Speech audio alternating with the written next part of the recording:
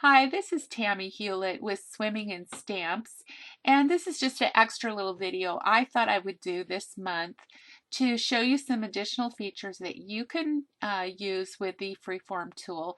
This is a card that I made for the Simply My Digital Studio Challenge Facebook site. Really fun site where they have challenges every week, and a week ago they had one to use the Freeform tool, so I thought this would be a great example.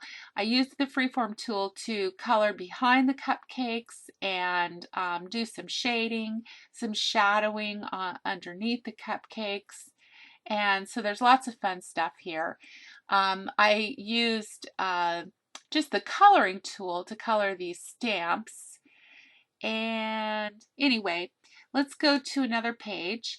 And I used the Baking Up Love stamp brush set to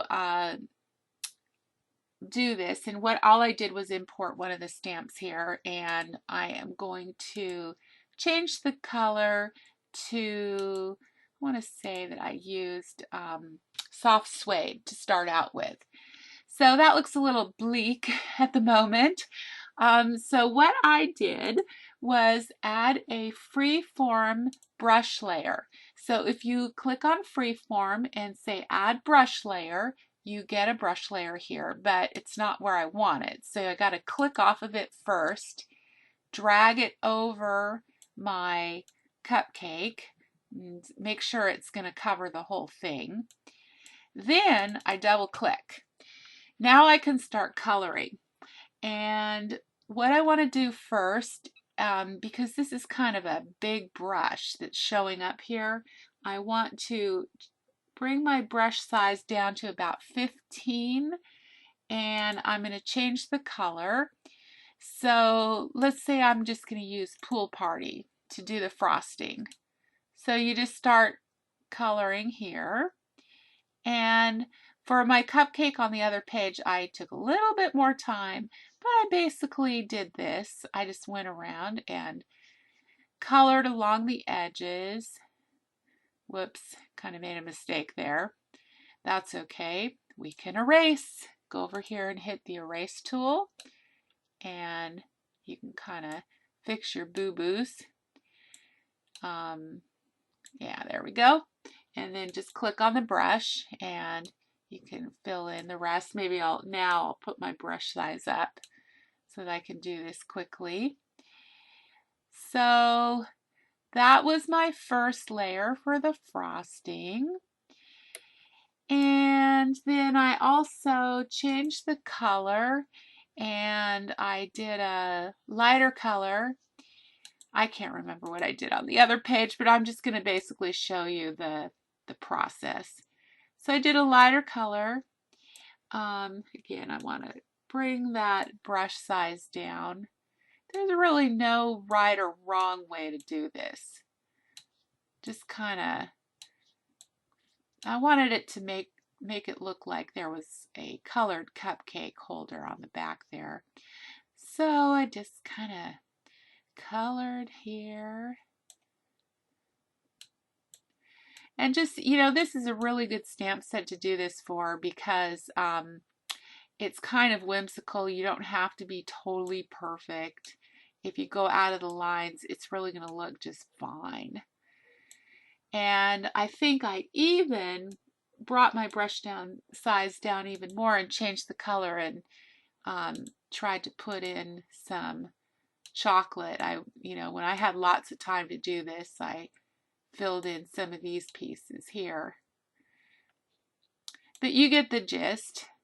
Okay, so once you're all done with that, click off of it and then go over to your layers palette and you just move it behind.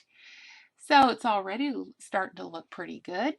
And then I went ahead and I added another freeform layer. So again, click off of it, bring it over. This time I was mostly concentrating on the frosting.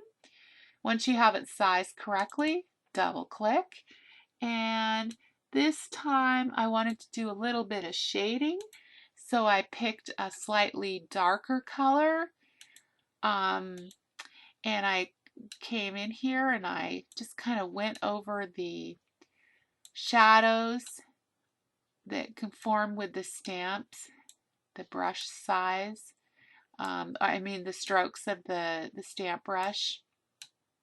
And I went through and I did that. Obviously I'm doing this way too fast. Okay, then click off and again just drag that underneath. There, it's starting to look really cute now. And then I think what I did was go back to the brushes, and they have these real cute little speckles, and I just brought them over and put them on top of my cupcake and colored those yellow. And to get the coordinating colors for my card that I did over there, I actually went through and used the color coordinations picker. Here, I'll show you how to do that.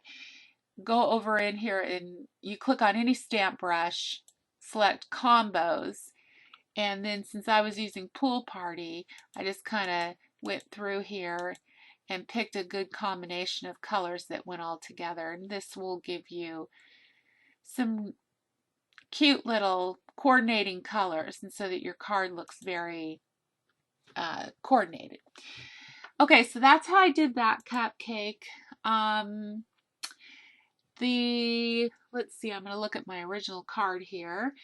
This one I did a similar thing. I just used some Smoky Slade shades here, and then I used 2 tones of yellow here, and I colored in the cake part again.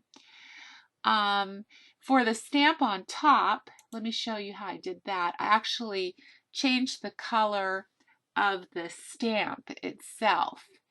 So I use this one right here, and I started out with it being all, I think it was one of these shades of gray, but then what I did was use the coloring tool to go in and actually color the cherry on top red. So that's how I did that one. Okay, and then I just did the Freeform tool similar to what I did here. For the shadows on the bottom, again, I added another Freeform layer. And whoops, oh, if you do that, just hit Edit, Undo, Add, and start over again because I forgot to click off of it and move it. That's kind of easy to do. So for the shadows, what I did was just pick a really big brush layer, and I picked gray, and then I just kind of went along the bottom of the